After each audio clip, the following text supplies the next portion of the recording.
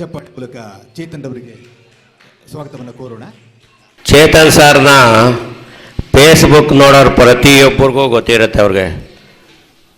ಚೇತನ್ ಸರ್ನ ಎಷ್ಟು ಜನ ನೀವು ನೋಡಿದ್ದೀರೋ ನೋಡಿಲ್ಲೋ ಗೊತ್ತಿಲ್ಲ, ಒಟ್ಟಿನಲ್ಲಿ ನಾನಂತೂ ನೋಡಿದ್ದೀನಿ. ಯಾಕೆ ಅಂತಂದರೆ ಯಾವಾಗೂ ಫೇಸ್ಬುಕ್ಕಲ್ಲಿ ಇರ್ತೀನಿ. ಯಾಕೆ ಅಂದರೆ ನನಗೆ ಒಳ್ಳೊಳ್ಳೆ ಕಲಾವಿದರು, ಒಳ್ಳೊಳ್ಳೆ ಅಂದರೆ ಸಾಧಕರು, ತುಂಬ ಸಾಧಕರು ಸಿಗ್ತಾರೆ ಅನ್ನೋ ಒಂದು ಆಸೆ ಪಡ್ತಾ ಇರ್ತೀನಿ. ಈಗ ನಮ್ಮ ಚೇತನ್ ಸಾರು ನೋಡಿ, ಚೇತನ್ ಸಾರ್ ಯಾರು ಅಂತ ನನಗೆ ಗೊತ್ತಿಲ್ಲ, ನಾನು ಯಾರು ಅಂತ ಅವ್ರಿಗೆ ಗೊತ್ತಿಲ್ಲ. ಆದರೆ ಫೇಸ್ಬುಕ್ ಅಷ್ಟೇ ಎಲ್ಲ. ಇವಾಗ ಇಲ್ಲಿ ಬಂದಿರೋರು 99% ಎಲ್ಲ ಫೇಸ್ಬುಕ್ಕು, ವಾಟ್ಸಪ್ಪು ಇದರಿಂದ ಪರಿಚಯ ಹೊರತು ಬೇರೆ ಏನೂ ಪರಿಚಯ ಇಲ್ಲ. ಎಲ್ಲ ಆಕಸ್ಮಿಕ ಅಷ್ಟೇ. ಎಲ್ಲ ಮೇಲೆ ಭಗವಂತ ಕರೆಸ್ತಾನೆ, ಮಗ ನೀನು ಮಾಡ್ತಾ ಇದೆಯಾ, ನಾನು ನಿನ್ನ ಸಪೋರ್ಟಾಗಿ ನಿಂತಿರ್ತೀನಿ ಅಂತ ಭಗವಂತ ನಿಂತ್ಕೊತಾನೆ. ಇವತ್ತು ಒಬ್ಬರು ಕ್ಲಾಸಿಗೆ ಬಂದು ಸೇರಬೇಕಂದ್ರೂ ಭಗವಂತ ಹೇಳ್ತಾನೆ. ಭಗವಂತ ಏನು ಹೇಳ್ತಾನೆ ಅಂದರೆ, ನೋಡಿ ಇಂತೆ ತಾವು ಚೆನ್ನಾಗಿ ಹೇಳ್ಕೊಡ್ತಾ ಇದ್ದಾರೆ ಹೋಗಿ ಅಂತ ಭಗವಂತ ಕಳಿಸೋದು. ನಾವು ಅನ್ಕೋತೀವಿ ಏನು ಗೊತ್ತಾ, ನಾವು ಅಲ್ಲೋಗಿದ್ರೆ ಸೇರ್ಕೊಂಡು ಹಿಂಗಾಗ್ತಾಯಿದ್ದೋ ಹಂಗಾಗ್ತಾಯಿದ್ದೋ ಅಲ್ಲ. ಭಗವಂತ ಏನು ಹೇಳಿರ್ತಾನೆ ಅದನ್ನೇ ನಡೆಯೋದು. ಈಗ ನಮ್ಮ ಚೇತನ್ ಸರ್ ಅವ್ರು ಮಾತಾಡ್ತಾರೆ, ಅವ್ರ ಮಾತನ್ನ ಕೇಳಿ.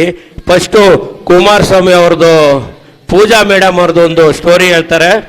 ಆಮೇಲೆ ತಿರ್ಗಾ ಇವಾಗ ಇನ್ನೂ ಒಂದು ಸ್ಟೋರಿ ಸ್ಟಾರ್ಟ್ ಆಗಿದೆ, ಅದನ್ನು ಅವ್ರ ಬಾಯಿಂದನೇ ಕೇಳಿ. ಎಲ್ರಿಗೂ ನಮಸ್ಕಾರ. ನಾನೊಬ್ಬ ಸೋಷಿಯಲ್ ಮೀಡಿಯಾ ಕಂಟೆಂಟ್ ಕ್ರಿಯೇಟರ್. ಸಾಮಾಜಿಕ ಜಾಲತಾಣವನ್ನು ಬಳಸ್ತಾ ಇದ್ದೀನಿ ಅಂತಂದರೆ ಒಂದು 50,000 ನಾನು ಯಾರನ್ನೂ ಕೂಡ ಫಾಲೋವರ್ಸ್ ಅಂತ ಕೇಳೋದಿಲ್ಲ. ಯಾಕೆಂದರೆ ಅವರೆಲ್ಲರೂ ಕೂಡ ನನಗೆ ಪಾಲಿನ ದೇವರು ಅಂತ ಹೇಳ್ತೀನಿ. ಒಂದಿಷ್ಟು ಜನ ನನ್ನನ್ನು ಫಾಲೋ ಮಾಡ್ತಿದ್ದಾರೆ ಅಂದರೆ ಅವ್ರಿಗೆ ನಾನು ಕೊಡುವಂಥ ಸಂದೇಶ ಯಾವ ರೀತಿ ಇರಬೇಕಂದ್ರೆ ಇನ್ನೊಬ್ಬರಿಗೆ ಸ್ಫೂರ್ತಿಯಾಗಿರಬೇಕು. ಇದನ್ನ ಮಾಡ್ತಂಥ ಸಂದರ್ಭದಲ್ಲಿ ಹಲವಾರು ಹೆಣ್ಮಕ್ಳ ಪರ ನಿಂತ್ಕೊಂಡು ಕೆಲಸ ಮಾಡಿದ್ದೀನಿ. ನಿಮಗೆ ಗೊತ್ತಿರ್ಬೋದು, ನಕಲಿ ಜ್ಯೋತಿಷ್ಯಗಳು ಅಂತ ಇರ್ತಾರೆ. ಈ ಒಂದು ಫೇಸ್ಬುಕ್ನಲ್ಲೆಲ್ಲ ಇದ್ದಾಗ ಅವ್ರ ಹತ್ರ ಹಂತವಾಗಿ 5,000 10,000 ಈ ಥರ ಪಡ್ಕೊಂಡಂಥ ಸಂದರ್ಭದಲ್ಲಿ ನನಗೆ DM ಮಾಡ್ತಾರೆ, ಹಣ ದಯಮಾಡಿ ನಂದು ಇಷ್ಟು ಹಣ ಹೊಂಟೋಗಿದೆ ಇಸ್ಕೊಡಿ ಹಣ ಅಂತ ಹೇಳ್ತಾರೆ. ಮತ್ತು ಇನ್ನೊಂದು ಕೇಳ್ತಾರೆ, ದಯವಿಟ್ಟು ಸೋಷಿಯಲ್ ಮೀಡಿಯಾದಲ್ಲಿ ಹಾಕಬೇಡಿ ಅಂತ ಹೇಳ್ತಾರೆ. ನಾನು ಯಾರ್ದು ಹಾಕಿಲ್ಲ. ಇದುವರೆಗೂ ಕೂಡ 6,80,000 ಹಣವನ್ನು ನಕಲಿ ಜ್ಯೋತಿಷ್ಯಗಳಿಂದ ವಾಪಸ್ಸಿಸ್ಕೊಟ್ಟಿದ್ದೀನಿ ಎಲ್ಲ ಹೆಣ್ಮಕ್ಳಿಗೂ ಕೂಡ. ಹೀಗೆ ಬರ್ತಾ ಇರ್ಬೇಕಾದ್ರೆ ಒಂದು ಹೆಣ್ಮಕ್ಳು ವಿಡಿಯೋನ ಯಾರೋ ಒಬ್ರು ನಾನು ಕಳಿಸ್ತಾರೆ. ಅವಳು 2 ಕಾಲು, ಒಂದು ಬೆನ್ನಿಂದ ಶಸ್ತ್ರಚಿಕಿತ್ಸೆ ಆದ ಸಂದರ್ಭದಲ್ಲಿ ಒಂದು 5 ತಿಂಗಳ ಹಿಂದೆ ಅವಳಿಗೆ 2 ಕಾಲು ಕೂಡ ಕಟ್ಟಾಗಿರ್ತದೆ ಇನ್ಫೆಕ್ಷನ್ ಆಗಿ. ದಯಮಾಡಿ ಹೆಲ್ಪ್ ಮಾಡಿ, ನನ್ನ ಮಕ್ಕಳು ಸಾಕಬೇಕು, ನನ್ನ ಗಂಡನಿಗೂ ಈ ಥರ ಆಗಿದೆ ಅಂತ ಹೇಳಿ. ಅಣ್ಣ ಈ ಹುಡುಗಿ ಪರ ನೀವು ನಿಂತ್ಕೊಂಡು ಕೆಲಸ ಮಾಡಿ ಅಣ್ಣ ಅಂತ ಹೇಳ್ತಾರೆ. ನಾನೇ ಫೋನ್ ಮಾಡ್ತೀನಿ, ಮಾತಾಡ್ತೀನಿ ಹುಡುಗಿಗೆ. ಆಗಿದ್ದು ಮಾತ್ರ ಚಮತ್ಕಾರ. ಯಾಕೆ ಅಂತಂದರೆ ಸತತವಾಗಿ 1 ಅಲ್ಲ 2 ಅಲ್ಲ, ಒಟ್ಟು 3 ತಿಂಗಳು ನಿಂತ್ಕೊಂಡು ಅವ್ರ ಪರ ನಾನು ಕೆಲಸ ಮಾಡ್ತೀನಿ. ಕೆಲಸ ಮಾಡಿದ ಸಂದರ್ಭದಲ್ಲಿ ಎಲ್ಲರನ್ನೂ ಕೂಡ ನನ್ನ ಅಭಿಮಾನ ಏನಿದೆಯೋ ಅದನ್ನ ಬದಿಗೊತ್ತು ದಯಮಾಡಿ ನಿಮ್ಮ ಅಂಗಲಾಚಿ ಬೇಡ್ಕೊಳ್ತೀನಿ ಅಂತಲೂ ಕೂಡ ಕೇಳ್ತೀನಿ. ನಾನು ಸಾಕಷ್ಟು ಒಟ್ಟು 132 ವಿಡಿಯೋಗಳನ್ನು ಅವಳ ಪರ ನಿಂತ್ಕೊಂಡು ಕೆಲಸ ಮಾಡ್ತೀನಿ. ಒಂದ್ಸರಿ ಏನು ಮಾಡ್ತೀನಿ, ಸಾಕಷ್ಟು JDS ನ ಕಾರ್ಯಕರ್ತರು ಏನು ಮಾಡ್ತಾರೆ ಅಂದರೆ, ಕುಮಾರಸ್ವಾಮಿ ಅವ್ರಿಗೆ ನೀವು ಟ್ಯಾಗ್ ಮಾಡಿ ಕೇಳಿ, ಖಂಡಿತ ಬರ್ತಾರೆ ಅಂತ ಹೇಳ್ತಾರೆ. ಅದಾಗಿದ್ದು 15 ದಿನಕ್ಕೆ ನಾನು ಕೇಳ್ತೀನಿ. ಏಪ್ರಿಲ್ 6ನೇ ತಾರೀಕು ಕುಮಾರಸ್ವಾಮಿ ದೆಹಲಿಯಲ್ಲಿ ನೂತನ ಸಚಿವರು ಕೂಡ ಅವರು ಬಂದು ಪೂಜಾ ಅವ್ರ ಮನೆಗೆ ಬಂದು ಒಟ್ಟು 3 ಲಕ್ಷಕ್ಕೆ ಈಗ ಮೊನ್ನೆ ಕೂಡ ಒಂದು ಮನೆಯ ಭೋಗ್ಯ ಕಗಿಸ್ಕೊಟ್ಟಿದ್ದಾರೆ. ಅವಳ ಸಂಪೂರ್ಣ ಚಿಕಿತ್ಸಾ ವೆಚ್ಚ ಏನಿದೆಯೋ ಅದನ್ನೆಲ್ಲ ಕೂಡ ಮಾಡಿಕೊಟ್ಟಿದ್ದಾರೆ. ಮತ್ತೆ ಅವಳ ಜೀವನಕ್ಕೆ ಬದುಕಿಗೆ ಕೂಡ ಒಂದು ಅಂಗಡಿಯನ್ನ ಮಾಡಿಕೊಟ್ಟಿದ್ದಾರೆ. ಮತ್ತೆ ಆ ಮಕ್ಕಳು SLC ವರ್ಗು ಓದೋವರೆಗೂ ಕೂಡ ಅವಳು ಏನು ಎಜುಕೇಶನ್ ಇದೆಯೋ 2 ಗಂಡು ಮಕ್ಕಳಿಗೆ ಅದನ್ನೆಲ್ಲ ಕೂಡ ವಹಿಸ್ಕೊಟ್ಟಿದ್ದಾರೆ. ಇಷ್ಟೆಲ್ಲ ಕೂಡ ನಿಮ್ಮಂಥವ್ರೆಲ್ಲ ಶೇರ್ ಮಾಡಿದ್ದೀರಾ. ನೀವೆಲ್ಲ ಶೇರ್ ಮಾಡಿದ್ರೆ ಆ ಬದುಕು ಬದಲಾಗಿದೆ. ಚೇತು ಚಾನಲ್ ಅಂತ ಹೇಳಿ ಫೇಸ್ಬುಕ್ ಮತ್ತೆ ಇನ್ಸ್ಟಾಗ್ರಾಮ್ 2 ಕೂಡ ಇದೆ, ಅದರಲ್ಲಿ ಹೋಗಿ ನೋಡ್ಬೋದು. ಕಾಲಿನ ಬರ್ತಿದ್ದಂಥ ಹುಡುಗಿ ಇವತ್ತು ಪ್ಲಾಸ್ಟಿಕ್ ಕಾಲ್ಗಳಿಂದ ನಡ್ಕೊಂಡು ತಿರುಗಾಡ್ತಿದ್ದಾಳೆ. ಒಬ್ಬರ ಜೀವನ ಬದಲಾಯಿಸೋದು ಬಹಳ ಕಷ್ಟ ಇದೆ. ಬಟ್ ನಾನು ನಿಂತ್ಕೊಂಡು ಒಂದಿಷ್ಟು ಸೋಷಿಯಲ್ ಮೀಡಿಯಾದಲ್ಲಿ ಆದ ತಕ್ಷಣ ಅದಾಗಿದೆ. ಮತ್ತೆ ಇದೊಂದು ಎಲ್ಲರೂ ಕೂಡ ನಿಮ್ಮಂದ್ರೆ ಏನಾದರೂ ಫೇಸ್ಬುಕ್ ಪೇಜನ್ನ ಓಪನ್ ಮಾಡೋದಾಗಿದ್ರೆ ಇನ್ನೊಂದಿದೆ, ಮನಕಲುವ ಘಟನೆ. ಒಂದು ಹುಡುಗ ಹಾಸನದ ಚನ್ನರಾಯಪಟ್ಟಣ ತಾಲೂಕಿನ ಕಲ್ಕೆರೆ ಗ್ರಾಮದ ಒಂದು ಹುಡುಗ ನನಗೊಂದು ಮೆಸೇಜ್ ಮಾಡ್ತಾನೆ. ನಾನು ನೋಡಿರೋದೆಲ್ಲ 15 ಡೇಸ್ 20 ಡೇಸ್ ಆಗಿರುತ್ತೆ.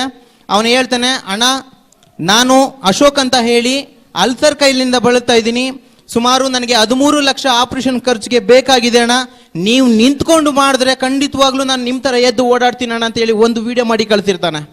ಆ ವಿಡಿಯೋ ನೋಡಿಕೊಂಡು ಇವತ್ತಿಗೆ 10 ದಿನ ಆಯಿತು. ಅವನ ವಿಡಿಯೋವನ್ನು ಮಾಡ್ಕೊಂಡು ಬರ್ತಾ ಇದ್ದೀನಿ. ಇದುವರೆಗೂ ಕೂಡ 2,55,000 ಹಣ ಕಲೆಕ್ಟ್ ಆಗಿದೆ. ಇನ್ನು ಉಳಿದಂಥ 10,45,000 ಹಣ ಬೇಕಾಗಿದೆ. ಮತ್ತೆ ಒಂದಿಷ್ಟು ಸೋಷಿಯಲ್ ಮೀಡಿಯಾ ನಿಮಗೆ ಗೊತ್ತಿದೆ, ಸ್ಟಾರ್ ಪಟ್ಟಗಳನ್ನ ಪಡ್ಕೊಂಡಿರ್ತಾರೆ. ಲಕ್ಷ ಲಕ್ಷ ವ್ಯೂಸ್ಗಳನ್ನ ಪಡ್ಕೊಂಡು ಲಕ್ಷ ಲಕ್ಷ ಫಾಲೋವರ್ಸ್ಗಳನ್ನ ಹೊಂದ್ಕೊಂಡವ್ರಿಗೆ ಕೇಳ್ತೀನಿ, ಅವರೆಲ್ಲ ಒಂದೇ ಮಾತು ಹೇಳ್ತಾರೆ, ಸರ್ ನನಗೊಂದು ಇಷ್ಟು ಪೇಡ್ ಮಾಡಿ ಸರ್, ನಾನು ಖಂಡಿತ ನಿಮ್ಮ ಜೊತೆ ನಿಂತ್ಕೋತೀನಿ ಅಂತ. ನಾನು ಅನ್ಕೊಂಡು ಯಾವ ಸಮಾಜದಲ್ಲಿ ನಾವು ಬದುಕ್ತಾ ಇದ್ದೀವಿ ಅಂತೀವಿ. ಯಾರೋ ನೀವು ಇತ್ತೀಚೆಗೆ ಸೋಷಿಯಲ್ ಮೀಡಿಯಾದಲ್ಲಿ ಒಂದು ಹೆಣ್ಮಗಳ ಅಸಹ್ಯವಾಗಿ ನಡ್ಕೊಂಡು ಅಂತೇಳಿ ಅಮುಕು ಡುಮುಕು ಅಂತ ಗೊತ್ತಿರ್ಬೋದು, ನೀವೆಲ್ಲ ನೋಡಿರ್ತೀರಾ. ಇಫ್ ಯು ಡೋಂಟ್ ಮೈಂಡ್, ನೀವು ನಂಗೆ ಬೈದ್ರೂ ಪರವಾಗಿಲ್ಲ, ಅಂತಹ ಚಪ್ರಿಗಳಿಗೆ ಬೆಲೆ ಇದೆ. ಬಟ್ ಸಮಾಜದಲ್ಲಿ ಒಳ್ಳೆಯವ್ರ ಪರ ನಿಂತ್ಕೊಂಡು ಕೆಲಸ ಮಾಡೋರಿಗೆ ಎಲ್ಲೂ ವ್ಯಾಲ್ಯೂ ಇಲ್ಲ. ಸೊ ಇದಾದ್ಮೇಲೆ ನಾನೇನು ಮಾಡ್ತೀನಿ, ನಿಂತ್ಕೊಂತೀನಿ.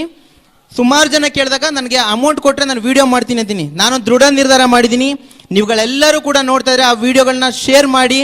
ನಾಳೆ 20ನೇ ತಾರೀಕು ಚಾಮುಂಡಿ ಬೆಟ್ಟದ ಕೆಳಗಡೆಯಿಂದ 120 ಕಿಲೋಮೀಟರ್ ಇದೆ, ಚನ್ನರಾಯಪಟ್ಟಣದ ಕಲ್ಕೆರೆವರೆಗೂ ಒಬ್ಬನೇ ಪಾದಯಾತ್ರೆ ಮಾಡ್ತಾ ಇದ್ದೀನಿ. ಆ ಹುಡುಗನಿಗೆ ನಿಧಿ ಸಂಗ್ರಹಕ್ಕೋಸ್ಕರ ಒಬ್ಬ ನನ್ನ ಮೇಲೆ ಭರವಸೆ ಇಟ್ಕೊಂಡು ನೀವು ನಿಂತ್ಕೊಂಡ್ರೆ ನಾನು ಎದ್ದು ಓಡಾಡ್ತೀನಿ ಅಂತ ಹೇಳಿದ್ದೇನೆ. 13 ಲಕ್ಷ ಹಣ ಬೇಕಾಗಿದೆ. ಸೊ ದಯಮಾಡಿ ನೀವೆಲ್ಲರೂ ಕೂಡ ಶೇರ್ ಮಾಡಿದ್ರೆ ಆ ಹುಡುಗನಿಗೆ ಖಂಡಿತವಾಗ್ಲೂ 13 ಲಕ್ಷದ ಆಪರೇಷನ್ ಮಾಡಿ ನಿಮ್ಮ ಥರ ಎಲ್ಲ ಸಾಮಾನ್ಯವಾಗಿ ಓಡಾಡ್ತಾನೆ ಅನ್ನೋ ಭರವಸೆಯನ್ನು ಕೊಡ್ತೀನಿ. ಈ ಕಾರ್ಯಕ್ಕೆ ಕೈ ಹಾಕಿದ್ದೀನಿ, ಖಂಡಿತವಾಗ್ಲೂ ಯಶಸ್ವಿ ಆಗೇ ಹಾಕ್ತೀನಿ. ಆಮೇಲೆ ನಾನು ಇನ್ನೊಂದು ವಿಷಯ ಹೇಳಬೇಕು. ಮಹಾದೇವ್ ಸರ್, ನಾನು ಎಲ್ಲೋ ಮೂಲೆಯಲ್ಲಿದ್ದೆ, ಮೈಸೂರಿನ ಒಂದು ಪುಟ್ಟ ಹಳ್ಳಿಲಿದ್ದವನ್ನ ಗುರ್ತಿಡ್ದು ಅವರೇ ಫೋನ್ ಮಾಡ್ತಾರೆ, ಸರ್ ನಿಮ್ಮ ನಂಬರ್ ಕೊಡಿ ಅಂತೇಳಿ ಸಾಕಷ್ಟು ಮೆಸೇಜ್ ಮಾಡಿ, ನಂಬರ್ ಕೊಟ್ಟ ತಕ್ಷಣ ಆ ಪುಣ್ಯಾತ್ಮ ನನಗೊಂದು ಮೆಸೇಜ್ ಮಾಡ್ತಾರೆ, ಸರ್ ನಿಮ್ಮನ್ನು ನಾವು ಆಯ್ಕೆ ಮಾಡಿದ್ದು ಬಹಳ ಸಂತೋಷ ಆಯಿತು. ಯಾಕೆಂದರೆ ಈ ಸ್ಟೇಜ್ಗಳಲ್ಲೆಲ್ಲವ ಎಂತಿಂಥವ್ರು ಒಂದು ಇದು ಮಾಡೋರು ಹೆಣ್ಮಕ್ಳ ಜೊತೆ ಬಹಳ ಕೆಟ್ಟದಾಗಿ ನಡ್ಕೊಳ್ಳೋರಿಗೆಲ್ಲ ವ್ಯಾಲ್ಯೂ ಇದೆ. ಈ ಸ್ಟೇಜ್ ಅದಕ್ಕೆ ಕಲ್ಲಕ್ಕೆ ಇಲ್ಲ ಅಂತ ಗೊತ್ತಾಗ್ಬಿಡ್ತು ನನಗೆ. So thank you so much Mahadev sir, ನಿಮ್ಮ ಒಂದು ಈ ನಿಷ್ಠೆ ಕಳಂಕ ಇದೆಯಲ್ಲ sir, thank you so much sir. Thank you ಅವಕಾಶ ಮಾಡಿಕೊಟ್ಟಿದ್ದು.